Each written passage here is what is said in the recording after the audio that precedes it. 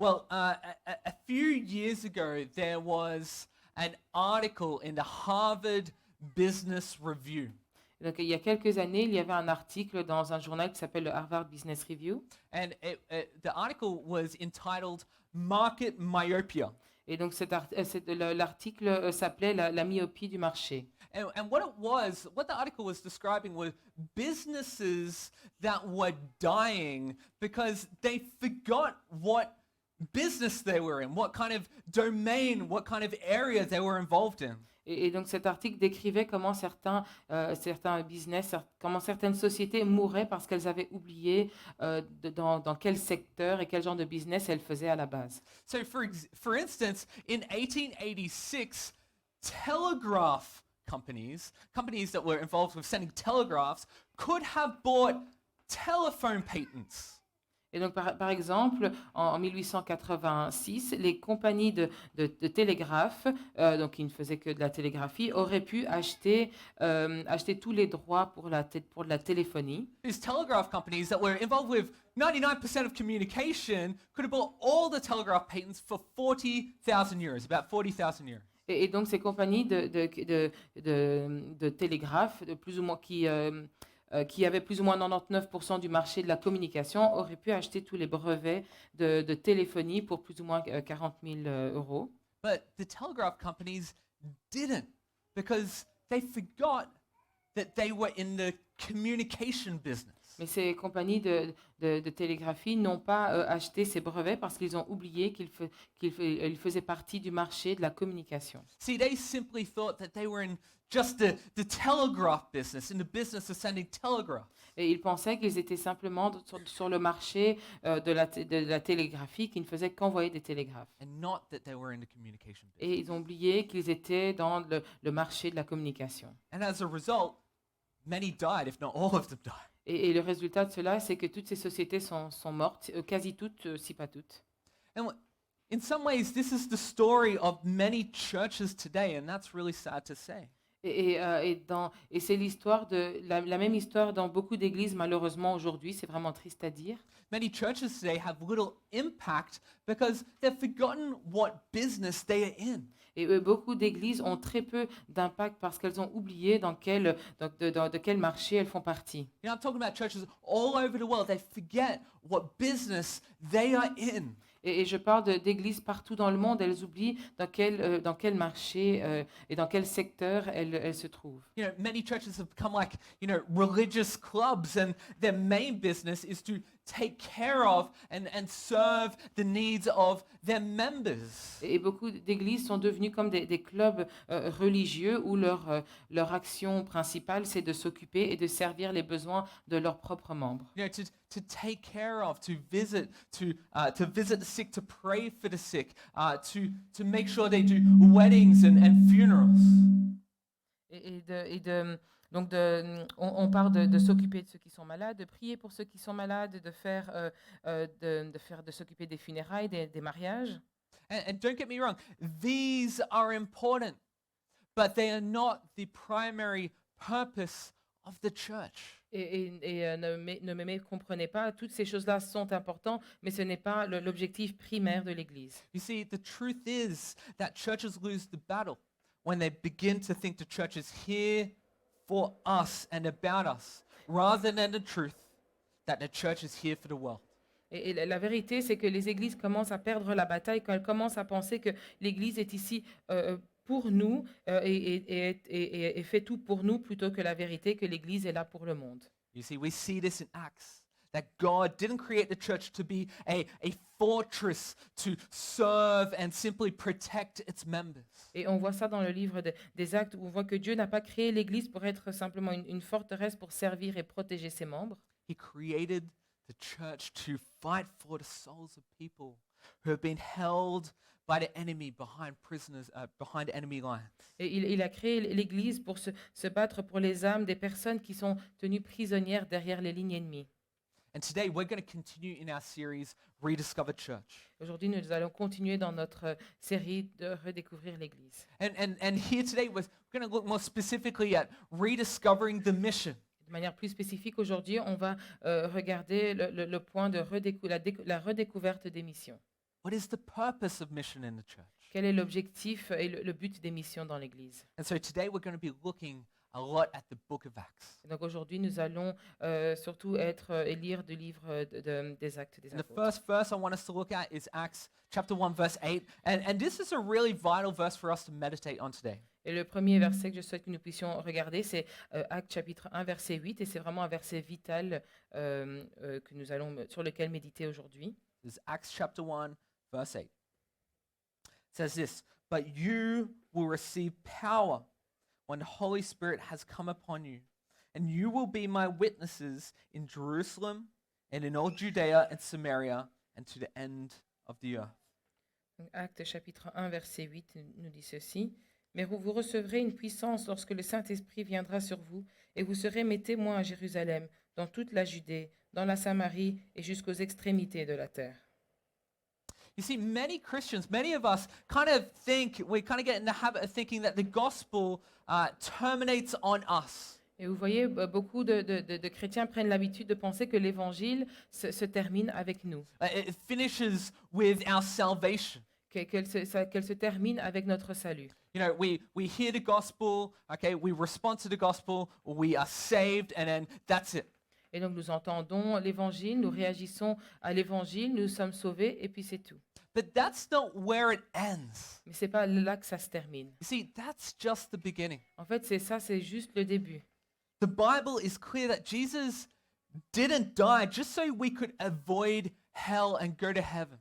La Bible est claire en disant que Jésus n'est pas juste mort pour que nous puissions éviter l'enfer et aller au ciel, au paradis. I mean, church, hear me when I say this. This is an incredible byproduct of the gospel, but this was not the ultimate reason that he saved you. Et entendez ceci, Église, c'est un résultat incroyable que de pouvoir aller au paradis, mais ce n'est pas la raison ultime pour laquelle nous sommes sauvés. This is not the ultimate reason why he redeemed you. Ce n'est pas la raison ultime pour laquelle il vous a racheté. Now, let's look again at verse 8, chapter 1, verse 8. Nous allons relire encore une fois chapitre 1, verset 8. It said that he redeemed you and gave you power through the Holy Spirit. Il dit que vous recevrez une puissance lorsque le Saint-Esprit viendra sur vous. He suffered and died so God could enter our lives and give us the power to spread his name among the nations.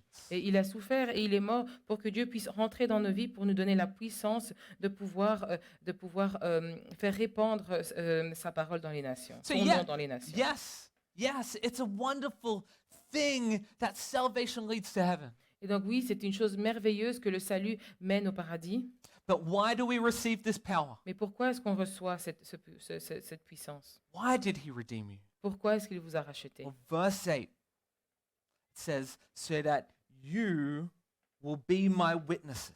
Et donc verset nous dit, pour que vous soyez mes témoins, So that you will make him known. pour que vous puissiez le faire connaître, So that you will live for his glory among the nations. pour que vous puissiez vivre pour sa gloire parmi les nations. See, the first Christians, the Christians in Acts, they got it. Et donc les premiers chrétiens qu'on voit dans Actes, ils avaient compris cela. They knew that being redeemed by Jesus changed everything. Ils savaient que le fait d'être racheté par Jésus, ça changeait tout. Every domain of their life was a mission field to make Jesus famous. Et donc chaque domaine de leur vie était un champ de mission pour rendre Jésus célèbre. But they also realized that it was much bigger than their little world. Mais ils se sont aussi rendus compte que c'était beaucoup plus grand que leur petit monde. They realized that God had called them to be global Christians by representing him to all the nations. Ils se sont rendus compte que Dieu les avait appelés à être des chrétiens globaux qui allaient le représenter parmi toutes les nations. See, these first Christians realized that it wasn't just about me being a better person. Donc ces premiers chrétiens ont compris qu'il ne s'agissait pas juste d'être une meilleure personne, It's about me giving everything I've got. mais qu'il s'agissait le fait que chacun puisse donner tout ce qu'il a. My desires, my affections, my everything is for him. Et que mes désirs, tout ce que j'ai, mes affections, tout est pour lui. Every domain of my life is for him. Chaque domaine de ma vie est pour lui. Then if we're going to be a church that impacts the world, then we need to be a church full of people that give everything to Him. Et donc, si nous allons être une église qui impacte le monde, nous devons être alors une église qui donne tout pour lui. We're going to be a church that knows that it exists to fight for the glory of God. Et nous devons être une église qui sait qu'elle existe pour se battre pour la gloire de Dieu. So that people can know Him and understand who He is and give their lives to Him. Pour que les personnes puissent le connaître et comprendre qui il est et leur donner leur vie, lui donner leur vie.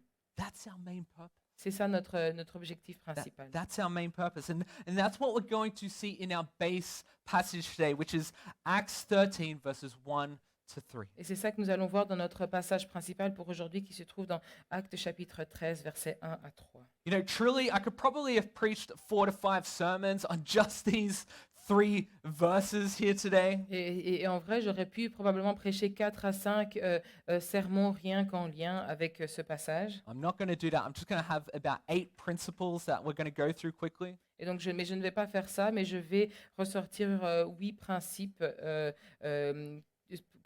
sur lesquels qu'on peut ressortir de ce passage. But this is a super significant passage in the New Testament. It's really a turning point for the church. Mais donc, c'est vraiment un passage très important dans le Nouveau Testament. C'est vraiment un point où il y a eu, suite auquel il y a eu beaucoup de changements. You see, up to this point, evangelism had happened, but not missions. Donc, jusqu'à ce stade-ci, l'évangélisation était arrivée, mais il n'y avait pas encore eu de mission. So let's read those 3 verses. Nous allons lire ces 3 versets. Now there were in the church at Antioch prophets and teachers: Barnabas, Simeon, who was called Niger, Lucius of Cyrene, Manaen, a lifelong friend of Herod the Tetrarch, and Saul. While they were worshipping the Lord and fasting, the Holy Spirit said, "Set apart for me Barnabas and Saul for the work to which I have called them." Then after fasting and praying, they laid their hands on them and sent them off. À partir du verset 1, il y avait dans l'église d'Antioche des prophètes et des enseignants. Barnabas, Siméon appelé le Noir, Lucius de Cyrène, Manaen, qui avait été élevé avec Hérode le tétrarque, et Saul. Pendant qu'ils rendaient un culte au Seigneur et qu'ils jeûnaient, le Saint-Esprit dit, « Mettez-moi à part Barnabas et Saul pour la tâche à laquelle je les ai appelés. » Alors, après avoir jeûné, prié, posé les mains sur eux, ils les laissèrent partir. You see, as I said before, up to this point, evangelism had been happening within the church, but not missions. Donc, comme je l'ai dit, jusqu'à ce stade-ci, l'évangélisation existait et s'était fait, mais il n'y avait pas encore eu de mission. And because of the increasing persecution of the faith, I mean, think of Stephen, who was martyred. Many Christians started to leave Jerusalem and started going all over the world. Et à ce moment-là, à cause des persécutions qui étaient de plus en plus fréquentes, pensez par exemple à Étienne qui est un martyr pour sa foi, beaucoup de chrétiens ont commencé à quitter Jérusalem. So the church really kind of like was started in Jerusalem and then scattered out from there.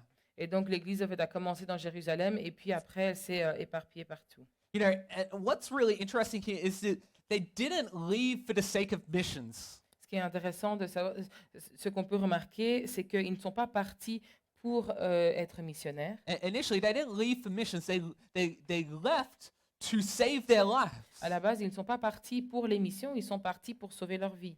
But they took the gospel with them. Mais ils ont pris l'évangile avec eux. So evangelism had been happening providentially, but not purposefully. Donc l'évangélisation, en fait, était arrivée par une providence heureuse, mais pas avec un objectif prémédité. So we've seen all that so far in the book of Acts, but then this passage is all about people heading out intentionally to share the gospel.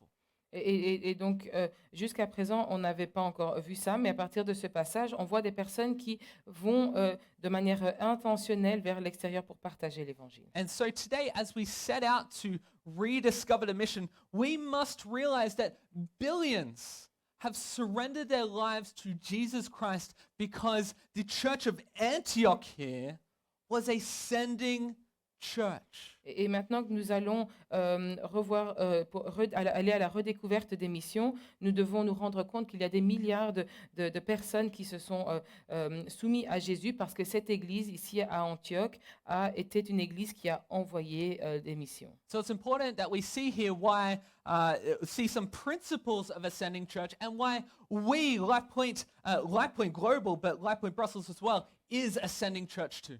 Et donc, nous allons voir des points importants de ce qu'est une église qui envoie et pourquoi aussi nous, en tant qu'église LifePoint à Bruxelles, mais aussi de manière globale, sommes une église qui envoie. And so our first principle for today, and the first thing I want you to think of, is that mission in the world is born out of worship in the church. Donc, le premier point que je souhaite que vous puissiez savoir, c'est que les missions dans le monde naissent de l'adoration dans l'église. I don't want you to miss what is happening in this passage here. These guys, they were together. They were fasting. They were praying. They were worshiping together. Je ne veux pas que vous ratiez ce point en lisant ce passage, mais c'est important de voir que ces personnes, ils étaient ensemble, ils étaient en train de prier ensemble, de jeûner ensemble. These guys were magnifying the greatness of who God was. Et ces personnes étaient en train de magnifier la grandeur de Dieu. And their purpose was to tell God how great he was. Et l'objectif était de dire à Dieu à quel point il est grand. And listen, I think it's a really important takeaway here is that when we as a people are magnifying and are dedicated to magnifying the glory of God, then we're going to be dedicated to sharing the gospel of God. Je pense que là, c'est important de se dire que quand nous sommes dévoués au fait de magnifier la gloire de Dieu, alors nous allons être aussi dévoués à partager l'évangile de Dieu. Listen, let me say it again. When we're passionate, when we're dedicated to magnifying the glory of God, we're going to be dedicated to sharing the gospel of God. Donc je vais le dire encore, quand on est passionné, quand on est dévoué au fait de magnifier la gloire de Dieu, nous serons alors dévoués dans le fait de partager l'évangile de Dieu. When we're gathering here, we're not just here to listen to Brian, great though he is. Et donc, c'est ceci, quand on est ensemble en train de l'adorer, on n'est pas juste là en train d'écouter Brian chanter, même s'il chante super bien, Or listen to whoever's preaching that day. ou pour écouter la personne qui prêche ce jour-là. We're not just going through the routine. On n'est pas juste en train de traverser une routine. You see, when we come, we are coming to sing to God and learning about God. Et quand nous venons, nous apprenons à chanter vers Dieu et à en connaître plus sur Dieu. We are magnifying, we are bringing into focus His glory. Et nous sommes en train de nous focaliser sur sa gloire. And the beautiful thing is that when we do that, something happens in our heart. Et quand nous faisons cela, quelque chose se passe dans nos cœurs. Something happens in our heart when we worship Him. You see, we get God's heart.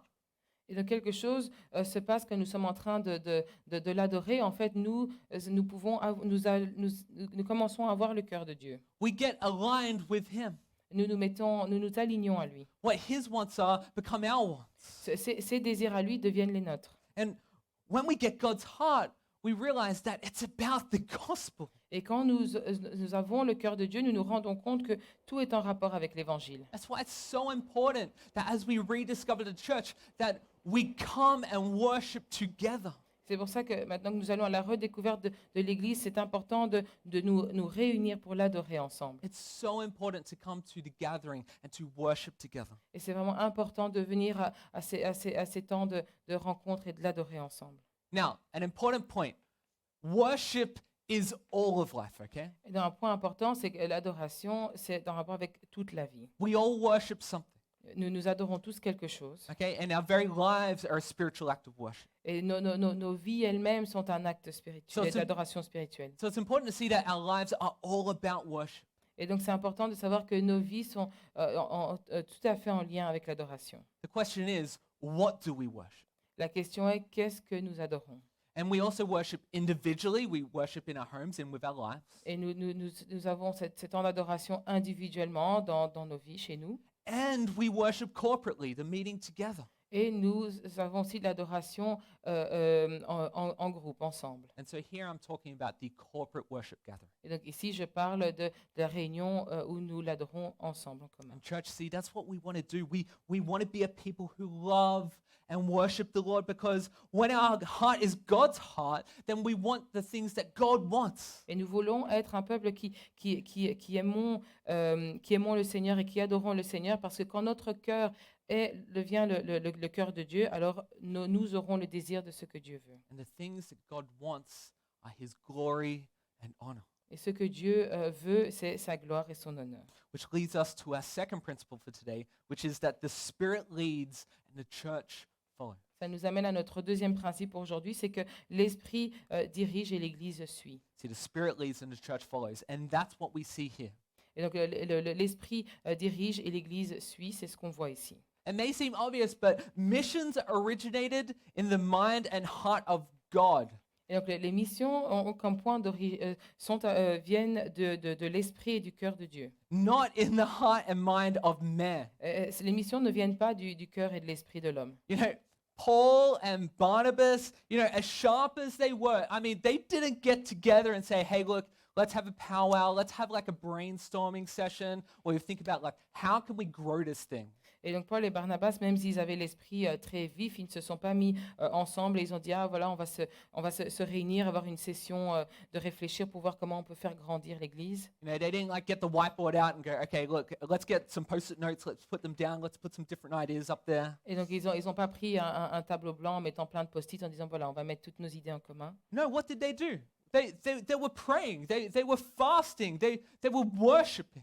Et donc, non, qu'est-ce qu'ils ont fait? Ils se sont mis à prier, ils ont jeûné, ils ont eu des moments d'adoration ensemble. And then what happened? The Holy Spirit told them exactly what to do. Et puis, qu'est-ce qui s'est passé? Le Saint-Esprit leur a dit exactement quoi faire. He said, I want you to set these men apart and send them off to do mission. Et il leur a dit, je veux que vous mettiez ces hommes à part et que vous les envoyiez pour les missions. Look, this is really part of why I love this passage. Et c'est une partie de la raison pour laquelle j'aime vraiment beaucoup ce passage. And I really want to make this clear, because if you're new here, I want you to grasp that we are a sending church. Et je veux que ce soit clair pour tout le monde, et surtout si vous êtes nouveau et que vous ne le savez pas encore, je souhaite que vous puissiez comprendre que nous sommes une église qui envoie. Guys, that's what we're about. Et vraiment, ça fait partie de notre identité. In fact, that's why we exist here in Brussels, Belgium. Et en fait, c'est même pour cela que nous existons ici à Bruxelles, en Belgique. We were a church that was planted here to meet the EU, the center of Europe. Et nous avons été plantés ici pour être une église qui allait à la rencontre, qui allait être au centre de l'Union européenne, pour être vraiment, oui, au cœur de l'Europe. It was planted to go into the heart of Belgium. Et elle a été plantée pour aller toucher le cœur de la Belgique. And we want to send out missionaries internationally and cross-culturally. Et on veut envoyer des missions à travers, de manière internationale, à travers les frontières culturelles. But we also want to send you out locally into every domain of life. Mais on veut aussi vous envoyer de manière locale dans chaque domaine de vos vies. Because we are a sending church. Parce que nous sommes une église qui envoie. I mean, perhaps some of you don't realize that we are a church that exists outside these four walls. Et peut-être que je ne sais pas si vous vous rendez compte que nous sommes une église qui existe en dehors de ces 4 murs. We have 5 other campuses. We have 4 campuses in Middle Tennessee, back in the United States. Il y a 5 autres campus, donc 4 au Tennessee, aux États-Unis. And we have a sister campus in Bangkok, Thailand. Et nous avons un campus sœur à Bangkok, en Thaïlande. And they were planted at a similar time to us. In fact, they, just like we will be this year, will be celebrating their 10-year anniversary. Et cette église a été plantée plus ou moins en même temps que nous, et donc eux, tout comme nous, vont fêter leurs 10 ans cette année. But LifePoint has also sent missionaries to live and work in Haiti, in Brazil, in Latvia. Et on a aussi envoyé des missionnaires pour travailler et vivre dans d'autres pays comme Haïti, le Brésil, l'Australie ou la Latvie. We have a missionary in Australia. On a des missionnaires en Australie. And look, we have to follow the Spirit of God, because we're a church and the church is the body of Christ. Et nous devons suivre l'Esprit de Dieu parce que nous sommes une église, et l'église est le corps du Christ. And so if the Spirit leads, we must follow. Donc si l'Esprit dirige, nous devons suivre. Which leads us to our next principle that a church that impacts the world will be abandoned to the mission of God. Ça nous amène à notre troisième principe qui dit qu'une église qui a un impact sur le monde va s'abandonner aux missions de Dieu. You see, the people in Antioch had heard and responded to the gospel, but they were surrounded by people and nations who were still far from God and held captive by the enemy. Donc le peuple d'Antioche avait entendu et réagi à l'évangile, mais ils étaient entourés de personnes et de nations qui étaient toujours loin de Dieu et qui étaient tenus captifs par l'ennemi. See, I believe here, the church in Antioch, I believe they were in prayer and they were fasting about how they could be more effective in taking the gospel to lost people. Et je crois vraiment que l'église d'Antioche était en prière et jeûnait pour savoir comment elle pouvait être plus efficace pour partager l'évangile au peuple perdu. They were so close to, Acts chapter 1, verse 8. They knew what Jesus had commanded them in the Great Commission in Matthew 28, to go and make disciples of all nations. Et ils étaient tellement proches de ce qui est dit dans Actes chapitre 1, verset 8, et ils savaient ce que Jésus leur avait dit de faire dans Matthieu 28, qui était d'aller et de faire des disciples des nations. They were praying about how they could go and do this. Ils étaient en train de prier de comment ils pouvaient aller faire cela. They didn't care what the cost was. Peu leur importait le prix. They were going to pay whatever it took. Ils allaient payer le prix, peu importe ce prix-là. And look, as a church, we know that God's mission is costly. Et en tant qu'Église, nous savons que les missions pour Dieu a un prix. Friends, it's going to cost you as an individual. Église, ça va vous coûter quelque chose en tant qu'individu. It is going to cost us as a church. Et ça va nous coûter quelque chose en tant qu'Église. But every day you need to be asking God, what can I do to be more effective in sharing? Mais chaque jour, vous devez demander à Dieu, qu'est-ce que je peux faire pour être plus efficace dans le partage? What can I do to be representing you and being your ambassador, God? Qu'est-ce que je peux faire de plus pour te représenter et être ton ambassadeur? How can I glorify you more in how I live? Comment est-ce que je peux plus te glorifier dans la manière dont je vis? You see, yes, we as a church, we need to be taking care of each other, taking care of our members. Donc oui, en tant qu'Église, nous devons prendre soin les uns des autres et nous occuper de nos membres. We need to be sharing with one another. We need to be encouraging one another. On doit partager les uns avec les autres, on doit s'encourager les uns les autres. But we need to be as a church saying to God, yes, I know we're surrounded by people in Brussels, Belgium that don't know you. Mais nous devons nous dire en tant qu'Église et dire à Dieu, oui, je sais que nous sommes entourés de personnes en Belgique, à Bruxelles, qui ne te connaissent pas. Lord, how can I be more effective in going forth with the gospel? Et comment est-ce que je peux être plus efficace à leur amener l'Évangile? Let me have courage. Let me trust you. Et aide-moi à avoir le courage et à te faire confiance. And wherever you lead, Lord, we're going to follow. Et là où tu nous mènes, nous allons te suivre. Wherever you lead, we're going to follow. Et là où tu nous mènes, nous allons suivre. Because the Spirit leads and the church follows. Parce que l'Esprit mène et dirige et l'Église suit. Which brings us to our next principle, which is that multiplying leaders is vital to being ascending church. Ça nous amène au point suivant qui dit que démultiplier les leaders, les dirigeants, c'est vital pour être une Église qui envoie. So we just saw that the Holy Spirit led the church to send two guys, Barnabas and Saul. Et donc on voit que l'Église a été dirigée à envoyer deux hommes, Barnabas et Saul. And we can't forget that the church was young here, but they had done a great job in raising up leaders. Et donc on voit que l'Église était jeune ici, mais elle avait déjà fait un bon travail d'élever des dirigeants.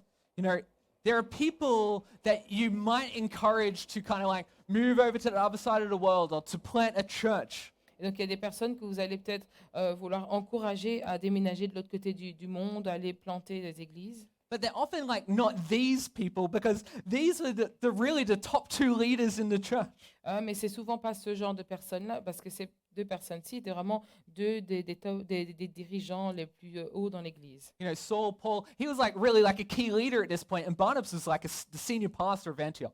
Et donc Saul était vraiment le dirigeant spirituel le plus haut, et Barnabas était comme le pasteur dirigeant, si on veut. Look, and selfishly, we can like to think, look, we want to keep the good leaders. We want to keep the good ones here. We don't want to send them away. Et donc, de manière égoïste, on aurait tendance à dire on veut garder les bons dirigeants, on n'a pas envie de les faire les envoyer. You know, those are the people we depend on, the people we rely on. We don't want to lose the people who give, that support, they lead courageously. Et donc, on a tendance à pas avoir envie que ces personnes-là qui nous dirigent partent. On n'a pas envie de perdre les personnes qui donnent, qui soutiennent et qui dirigent bien. But what we forget is that the church is not about just making converts. We're about making disciples who are leaders for the kingdom. Mais on ne doit pas oublier qu'on n'est pas juste une église pour faire des convertis, mais qu'on doit faire des disciples qui deviennent des dirigeants pour le royaume. It's to make disciples who become leaders who go out and change the world. Et donc, c'est l'objectif est de faire des disciples qui vont devenir des dirigeants qui vont aller, qui vont changer le monde. So what do we do as the church? Well, we send good leaders. Et donc, qu'est-ce qu'on fait en tant qu'église? On envoie des bons dirigeants. And to be a sending church, we must be willing to send out our best. Et donc, pour être une église qui envoie, nous devrions avoir la volonté d'envoyer nos meilleurs dirigeants, Our best leaders, our best friends. d'envoyer nos meilleurs dirigeants, nos meilleurs amis, Our kids. même nos enfants. We must be willing to multiply On doit avoir la volonté de se multiplier and to do whatever it takes to multiply leaders too. et de faire notre maximum pour aussi multiplier le nombre de dirigeants. Church, that's why we ask you to get involved in service to help lead. C'est pour ça que nous vous demandons d'être impliqués dans le service pour aider à diriger, So you can raise up in leadership here. pour que vous puissiez grandir dans le fait de diriger, So that you can help grow in your leadership. pour que vous puissiez grandir dans le fait de diriger. So if you're not involved in service, it's vital that you get involved because that's what a biblical sending church does. Et donc, si vous n'êtes pas encore impliqué dans le service, c'est vraiment vital que vous puissiez commencer à le faire parce que c'est ce qu'une église biblique qui envoie fait. Principle 5 is that we have unity in diversity. Et donc, le principe numéro 5, c'est que nous avons de l'unité à travers la diversité. Now, these 5 guys were a pretty diverse group of men. Et donc, ces 5 hommes, c'était un groupe très diversifié. So Barnabas was a Levite. He was from Cyprus. Et donc, Barnabas était un lévite qui venait de Chypre. Simeon was black. Lucius was from North Africa. Simeon était noir, Lucius venait de l'Afrique du Nord. Manaen was the wealthy half-brother of Herod. Herod was the king who beheaded John the Baptist and was involved in the crucifixion of Jesus Christ. Et Manahan était donc le riche demi-frère d'Hérode, qui était le roi donc, qui a décapité Jean le Baptiste et qui a été impliqué dans la crucifixion de Jésus. And we can clearly see from scripture that Paul was like a really type A, hard-working, really focused personality. Et donc on peut voir des écritures que Saul était vraiment quelqu'un d'assez perfectionniste, qui bossait vraiment, enfin voilà, avec une personnalité de bosseur. And Barnabas was an encourager. Et Barnabas, lui, était plutôt quelqu'un qui était dans l'encouragement. So we see different cultures, we see different colors, we see different personalities, we see different socio-economic levels. Et donc à travers ce groupe, on voit des cultures différentes, des couleurs différentes, différents types de personnalités, et des personnes venant de niveaux socio-économiques différents. This was such a diverse group, but they were unified around the gospel. C'était un groupe très diversifié, mais ils étaient unifiés autour de l'évangile. They were unified around the gospel, and this is what the church should look like. Et ils étaient unifiés autour de l'évangile, et c'est ce à quoi l'Église doit ressembler. When the church first started out, it was really Jerusalem, very Jewish, not very diverse. Et donc quand l'Église a commencé, c'était juste à Jérusalem, c'était donc très juif, pas très diversifié. But the church later in Acts, and as we see now, what we see is that God's heart through these things. We see that God's heart is that the church would be very diverse. Et donc, on voit dans l'Église plus tard dans Actes, qu'on voit à travers le cœur de Dieu et à travers les Écritures de Paul que l'Église devrait être très diversifiée. And see, I see that segregation. I think segregation makes the church weaker, but unity and diversity makes the church stronger by demonstrating the power of the gospel. Et je crois que la ségrégation rend l'Église plus faible, mais l'unité dans la diversité rend l'Église plus forte en démontrant la puissance de l'Évangile. And I'm so thankful for the diversity of Life Point Brussels. Je suis tellement reconnaissant pour la diversité ici à Life Point I think Bruxelles. we have something like 40 different nationalities. On a plus ou moins 40 nationalités différentes. Definitely more languages than that. et encore plus de langues que cela. And diversity isn't easy. Et la diversité, c'est pas toujours facile. When you're diverse, you have different people, you have different music styles, you have people who dress differently, you have people that like different things. Quand on a un groupe qui est très diversifié, on a des personnes qui aiment différentes choses, qui aiment différents types de musique, qui s'habillent différemment, qui aiment différentes choses. But that's why it shows the power of the gospel, because there's a lot of things that can separate us, but we are unified around the gospel.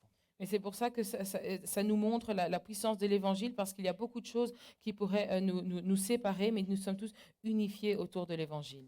That's something that binds these people and binds us together. Et c'est quelque chose qui lie ces personnes et qui nous lie aussi ensemble. Our diversity pleases God and is a result of our global mission to make disciples of all the nations. Et notre diversité plaît à Dieu, et c'est le résultat d'une des missions globales et qui dit de faire des disciples de toutes les nations. All right, I've got a couple more principles here. I'll try and go through them quickly. Il y a encore quelques principes, je vais essayer d'aller un peu plus vite. So 6, the Spirit sends and the church supports. Donc l'Esprit envoie et l'Église soutient. So the passage is clear that the Holy Spirit called them to send these men out and the church supported these men. Donc le passage est clair que le Saint-Esprit les a appelés à envoyer ces hommes et que l'Église les a soutenus. And I want you to notice that they laid hands on them. Et je veux que vous remarquiez qu'ils leur ont imposé les mains. You see, the reason why they did this is because in the Old Testament, when people were getting ready to offer a sacrifice, they would lay their hands on that sacrifice. Et alors, je veux que vous remarquiez, donc ils leur ont imposé les mains. Dans l'Ancien Testament, quand on voyait les gens faire cela, quand ils s'apprêtaient à faire un sacrifice, ils allaient imposer les mains. And what they were doing was identifying with that sacrifice. Ce qu'ils faisaient, c'est qu'ils s'identifiaient au sacrifice. So laying hands is nothing special Donc, imposer les mains, c'est rien de spécial. in that we're not imparting some kind of power. Et donc, c'est rien de spécial dans le fait qu'on n'est pas en train de donner une puissance particulière. What laying hands is identifying with someone. Le fait d'imposer les mains, en fait, c'est s'identifier à la personne. It's saying, we're going with you. C'est dire, je vais avec vous. We're going to pray for you. Nous allons prier pour vous. We're going to give to you, Nous allons vous donner, visit you, venir vous voir, talk about you. parler de vous. And we want to pray for our missionaries and our staff that are sent here. Et nous voulons prier pour nos missionnaires et les membres du staff qui sont envoyés ici. Guys, if you don't know these families, I want you to know them. I want you to be praying for people like the Lord. Et donc, si vous ne les connaissez pas encore, je souhaite que vous puissiez prier pour les familles, pour les personnes comme la famille Delo. I want you to be praying for people like the Van Vrankens, Je veux que vous priez pour les personnes comme les Van Branken, like the Bacons, comme la famille Bacon, like Jennifer Rowland. comme Jennifer Roland. You know, these are people who all left their families behind to serve and do battle every day here in Brussels, Belgium. Ce sont tous des personnes qui ont quitté leur famille pour venir servir et faire partie de cette bataille chaque jour ici en Belgique. So pray for them as they fight the battle. Priez pour eux pendant qu'ils combattent cette bataille. Pray for them whether it's a financial battle, Priez pour eux que ce soit une bataille financière, whether it's an emotional battle, que ce soit une bataille émotionnelle, whether it's a relational que battle. ce soit une bataille relationnelle. These guys like Howard and Trisha, they are going into battle. Et des personnes comme aussi Howard et Trisha, ils vont à la bataille. And they love doing it, might I add, Et ils aiment faire ça, si je peux le dire. because they believe in the need for the gospel here in Belgium. Parce qu'ils croient aux besoins de l'évangile ici en Belgique. So pray for them. Donc priez pour eux. You know, we've got these great prayer cards that you can use to pray for them. Et nous avons des super cartes de prière que vous pouvez utiliser pour prier pour eux. You can get them from our Go Center and the Hub, but you can also go to our website and you can find out all the missionaries that LifePoint supports. Vous pouvez trouver ces cartes à côté au Go Center, mais vous pouvez aussi aller sur le site internet et vous allez trouver la liste complète de tous les missionnaires. Pray for our missionaries, okay? Priez pour nos missionnaires, ok? Pray for them. Priez pray pour eux. Okay, principle 7, the church must send and Christians must live sent. Principe numéro 7. L'Église doit envoyer et les chrétiens doivent vivre envoyés. So here's a strange truth. I think that most people evaluate the success of churches based on their size, right? Et donc je pense que beaucoup de gens évaluent le succès d'une Église basé sur leur taille. But that's like a really Western way of thinking about success. Mais ça, c'est une manière assez occidentale de mesurer le succès. That's not the biblical way of thinking. C'est pas la manière biblique de penser à ça. You know, and a church, a large church, isn't necessarily successful or healthy just because it's large either. Et une église, une grande église ne connaît pas le succès ou n'est pas en bonne santé simplement parce qu'elle est grande. We've got to understand that biblical success isn't in how many a church has coming, but in how many they're sending. Nous devons comprendre que le succès biblique d'une église, ce n'est pas dans combien de personnes viennent à l'église, mais combien de personnes cette église envoie. You see, a church is a mission sending agency where the number going is what's more important. Et donc, vous voyez, l'église, c'est une agence d'envoi de missionnaires où le nombre de personnes envoyées est plus important. So we shouldn't worry about a building, you know, a nice building with stained glass, oak walls, expensive tile floors. Donc, on ne devrait pas s'inquiéter de construire des grands bâtiments avec des beaux vitraux ou avec des murs en bois massif ou avec un décarrelage chic. Because the action isn't in here, it's out there. Parce que l'action, c'est pas à l'intérieur, mais c'est à l'extérieur. So the church must send and Christians must live sent. Donc, l'Église doit envoyer, les chrétiens doivent vivre envoyés. Because that's what we see here in Acts 13. Parce que c'est ce qu'on voit ici dans Actes chapitre It's 13. what we see when Jesus says, go and make disciples. C'est ce que nous voyons quand Jésus dit « Allez et faites des disciples See, God is calling some to go to another place, ». Et donc, Dieu appelle certains à aller ailleurs, but not all. mais pas tout le monde. God has called all believers to live sent in their domain. Dieu a appelé chaque croyant à vivre envoyé là où il se trouve. See, all Christians are called. The difference is the application. Vous voyez, tous les chrétiens sont appelés. La différence est comment cela va être appliqué. You see, some of you, he's called to teach. Certains d'entre vous, il a appelé à enseigner. Some of you, he's called to be a social worker. Certains d'entre vous, il a appelé à être des assistants sociaux. To others, to be engineers. À d'autres encore d'être ingénieurs. But as a church, we've got to send as a church, and as Christians, we must live sent. Mais en tant qu'Église, nous devons envoyer des gens en tant qu'Église et qu'en tant que chrétiens, nous devons vivre envoyés. We can live sent in all our domains of life. Et nous pouvons vivre envoyés dans tous les domaines de notre vie. So, principle 8, the final principle, is the ultimate goal. It's God's glory. Et donc le huitième principe, qui est le dernier, c'est que le but ultime, c'est la gloire de Dieu. So I'm going to say this, maybe you can just rest on this for a second, but the ultimate goal here is not the salvation of people. Et je vais dire ceci et méditer cela un instant, mais c'est que l'objectif ultime n'est pas le salut des gens. Look, we want to and should be passionate about that. We obviously want people to come to know Christ. Et donc, évidemment, nous devrions avoir beaucoup de passion pour cela. Évidemment, on veut que les gens connaissent Christ, But that is not our primary reason. mais ce n'est pas la raison primaire. You see, if my goal is the salvation of lost people, Vous voyez, si mon objectif, c'est le salut des personnes qui sont perdues, then if I don't like someone else very much, then I won't really care. et donc ça veut dire que si j'aime pas vraiment quelqu'un, ben ça m'importera peu. I mean, let's be honest, there probably are some people in your life that you're not very motivated to share the gospel with, right? Et soyons honnêtes, il y a peut-être des personnes qui vous entourent avec lesquelles vous n'êtes pas très motivés de partager l'évangile, n'est-ce pas? So my ultimate goal is not the salvation of people, it's the glory of God. Et donc mon but ultime n'est pas le salut des gens, mais c'est la gloire de Dieu. I go because I want to be obedient and God told me to go. J'y vais parce que je veux être obéissant et que Dieu m'a dit d'y aller. I go because I want people worshiping God. J'y vais parce que je veux que les gens adorent Dieu. You see, they're out there worshiping little gods, but only our God deserves their worship. Et les gens sont là en train d'adorer des petits dieux, mais il n'y a que notre Dieu qui mérite l'adoration. That's why I want you to go. C'est pour ça que je veux que vous puissiez y aller. Let me read you a couple of scriptures here. On va lire deux passages ici, This is from Habakkuk chapter 2, verse 14. dans Habakkuk chapitre 2, verset 14. It says, "For the earth will be filled with the knowledge of the glory of the Lord as the waters cover the sea."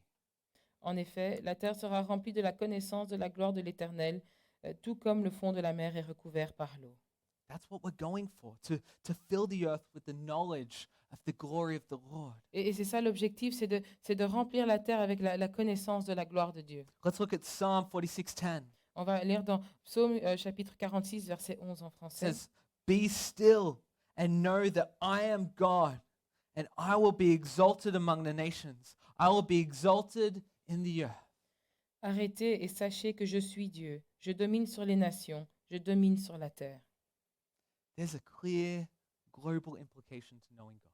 Il y a des implications claires et globales au fait de connaître Dieu. He didn't just save us from something. Il ne nous a pas simplement sauvés de quelque chose, He saved us to something. il nous a sauvés pour quelque chose. To live for the fame of his name so that he'll receive the global worship, the praise, the honor he deserves. C'est de vivre pour la célébrité de son nom, pour qu'il puisse recevoir l'adoration et la louange et l'honneur qu'il mérite. So salvation isn't God's ultimate goal. It's not just a means that terminates on ourselves, but a means to glorify him himself. Donc le salut n'est pas l'objectif ultime de Dieu, ce n'est pas des moyens qui se terminent avec nous, mais c'est un moyen d'avoir cet objectif de se glorifier lui-même. We want everybody in the city to know God.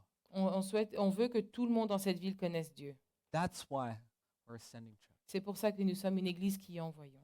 You know, if you're not a believer and if you've never given your life to Jesus, Si vous n'êtes pas un croyant, que vous n'avez jamais donné votre vie à Jésus, we want you to understand what that means. nous souhaitons que vous puissiez comprendre ce que cela veut dire. If you haven't done that, why don't you come and speak to us afterwards? Si vous n'avez pas encore fait cela, venez nous parler après I'll just l'église. be out there in the hub. Je serai dans le hub après, dans le salon. Maybe for others today, maybe you might be feeling like God is calling you to live cross-culturally. Peut-être que pour d'autres aujourd'hui, vous avez l'impression que Dieu vous appelle à vivre au-delà des frontières culturelles. Or for others, it's that you feel the need to maybe support a missionary by praying for them or perhaps giving to them. Et peut-être pour d'autres que vous ressentez le besoin de soutenir un missionnaire en priant pour eux ou en leur donnant quelque chose. Well, in a moment, we're going to be taking up our tithes and offerings. And some of you will be or are already actively giving here to support the staff, the missionaries, those that are living sent here in Brussels. Dans un instant, nous allons prendre nos dîmes et nos offrandes et certains d'entre vous vont donner activement ou le font peut-être déjà de manière à soutenir les membres de l'équipe et les missionnaires et ceux qui vivent envoyés ici à Bruxelles. But that giving also allows us to actively support and give to those who are interested in ministry and joining in ministry. Mais le fait de donner nous permet aussi d'activement soutenir les autres qui sont en train de justement commencer, qui rentrent dans le ministère ou qui vont se joindre à des nouveaux ministères. So now we're going to lead out in worship. Maintenant, nous allons continuer dans l'adoration. As we do that, let's do that because we're following the lead of the Spirit. Nous faisons cela parce que nous suivons l'exemple de l'Esprit. We're going to be a sending church. Nous allons être une église qui envoyons. And we pray and challenge you to live sent too. Et nous prions et nous vous mettons au défi de vivre envoyés aussi. Church, let's pray. Église, prions. Father, we thank you for your amazing grace, and I pray that you would lead our church. Père, je te remercie pour ta grâce merveilleuse et je prie que tu puisses diriger notre église. Help us, Lord, to be a sending church. Lord, Aide-nous à être une église qui envoie. Lord, help us not to back down or to back away, but God, to help us to push forward. Et Père, aide-nous à ne pas faire marche arrière, Seigneur, mais à pouvoir toujours continuer à aller vers l'avant. Lord, help us to always be passionate about your glory. Et aide-nous à toujours être passionnés pour ta gloire. Lord, help us as individuals to live sent. Aide-nous en tant qu'individus à vivre envoyés. Lord, I pray that when we go home, that when we go into the community, when we go into work, when we go into school, Lord, that we would live lives for you, God, so that you would be known. Et je prie que quand nous rentrions à la maison, quand nous allons dans notre communauté, au travail, que nous allons à l'école, que nous puissions vivre des vies pour vous, pour que tu puisses être connu. I know that we're not going to be perfect, God. Je sais que nous n'allons pas être parfaits, Seigneur. But even in our imperfections, even when we mess up, even when we lose our cool, Lord, help us to respond in a way that lets people know that we love you. Et même dans nos imperfections, même quand nous échouons, même quand nous perdons notre calme, aide-nous à réagir d'une manière à ce que les gens vont savoir que nous t'aimons. Lord, it's in how we ask for forgiveness. It's in how we deal with our failures, Lord. Et on voit cela dans la manière dont nous gérons, dans la manière dont nous demandons pardon, dans la manière dont nous gérons nos échecs. It shows other people we love you, God. Et cela montre aux gens comment nous t'aimons. Lord, you can use all these things for your glory. Seigneur, tu peux utiliser toutes ces choses-là pour ta gloire. But I pray today that each of our hearts that make up this church, that we would not be satisfied with just maintaining our Christianity. Et je prie que pour tous ceux d'entre nous, chacun des cœurs qui sont dans cette église, que nous ne soyons pas simplement satisfaits de maintenir notre christianisme That we wouldn't just be satisfied with just going through the motions. et qu'on ne soit pas satisfait simplement de faire les mouvements de routine, Lord, that we would be pushing forward. Lord, that we would be sharing your gospel. mais que nous puissions aller de l'avant et partager ton évangile Lord, that we would be living for your glory. et que nous puissions vivre pour ta gloire. Pray all of this in Jesus' name. Nous prions tout cela au nom de Jésus. Amen. Amen.